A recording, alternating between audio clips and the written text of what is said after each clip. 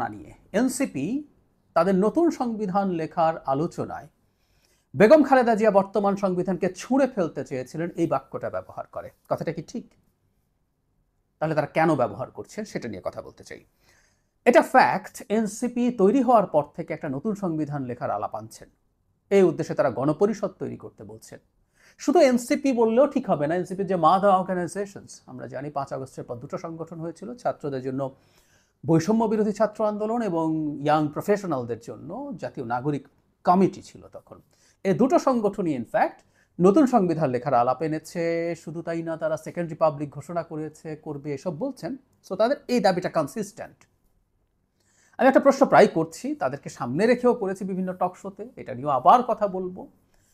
মানে সংবিধানের পরিবর্তন আমরা চাই। সংবিধান, এমনকি 72 এর সংবিধান নিয়ে যারা গদগদ হন, আমি আসলে 72 এর সংবিধানও পছন্দ করি না। আর 72তে যদি কোনো সংবিধান ভালো থেকেও থাকে সেটা সময়ের সাথে আপগ্রেড করতে হবে, পরিবর্তন করতে হবে, এটাই নিয়ম। আমি খুবই আলোচিত একটা বই recently, how to save A constitutional democracy, এই বইটার রাইটার গিন্সবার্গ এবং আজিজ হক বলছেন খুব চমৎকারভাবে, সংবিধান হচ্ছে সফটওয়্যারের মতো, এটা আসলে আপডেটেড হতে হয়। আমরা 72-এর পরও আরও অনেকগুলো সংশোধনী এনেছি, সবগুলো যে অপ্রয়োজনীয় ছিল তা না, প্রয়োজনীয় ছিল। সব প্রয়োজনে পাল্টাতে হবে, কিন্তু ওই পাল্টানোর জন্য নতুন সংবিধান লিখবো না, সংশোধনী করা যাবে না, এই আলাপটা অহেতুক।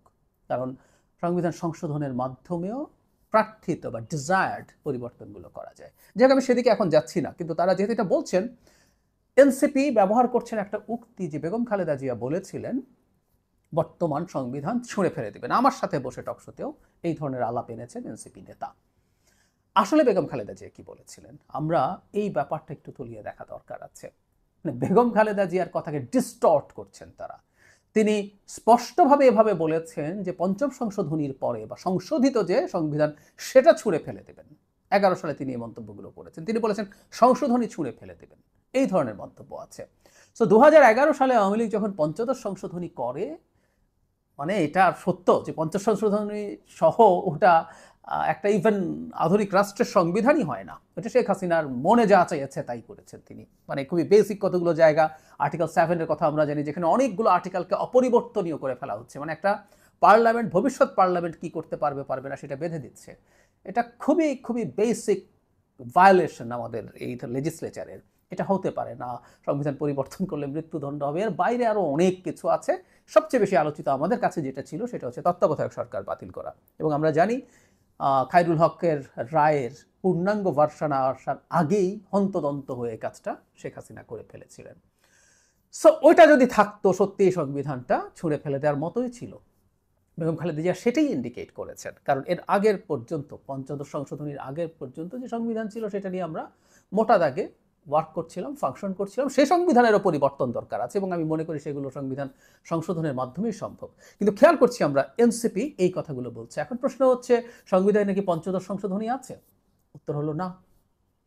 শেখ হাসিনার পতন এবং পালিয়ে যাওয়ার পর আমাদের সুপ্রিম কোর্ট পঞ্চদশ সংশোধনী বাতিল ঘোষণা করেছেন। ওখানে যত সংশোধনী আছে, এখানে সংবিধানের সাথে সাংঘর্ষিক, তার ওই সময়কার সংবিধানের সাথে সাংঘর্ষিকভাবে এই সংশোধনীগুলো আনা হয়েছিল।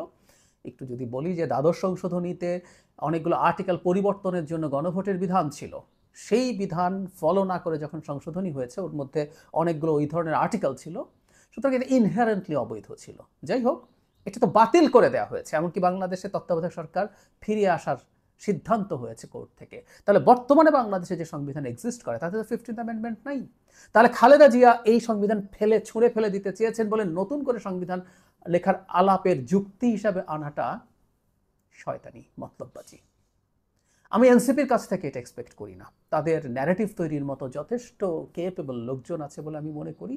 আমি সত্যি তাদের কেপেবিলিটি, তাদের পড়াশোনা, তাদের যে বয়স, তার অনুপাতে আই এম রিয়েলি ইমপ্রেসড। আমি অনেককে পার্সোনালি বলি, অন রেকর্ড বলি, তারা তাদের ন্যারেটিভ এস্টাবলিশ করার জন্য সত্য তথ্য আনুক। বেগম খালেদা জিয়ার বক্তব্যকে ডিস্টর্ট করে ব্যবহার করা অত্যন্ত অন্যায় হচ্ছে। আমরা প্রায় এই কথাটা বলি। এনসিপির কাছ থেকে আমাদের প্রত্যাশা বেশি, কারণ তারা নতুন রাজনীতির কথা বলেন, তারা নতুন বন্দোবস্তের কথা বলেন। এই কথাটা তাদেরকে ভালোভাবে সিরিয়াসলি মাথায় রাখতে হবে। পুরনো মিথ্যাচার করে, মিথ্যা তথ্য দিয়ে, ডিসইনফরমেশন ছড়িয়ে যদি রাজনীতি করতে হয়, সেটা এনসিপির ক্রেডিবিলিটিকে সিরিয়াসলি বাধাগ্রস্ত করবে।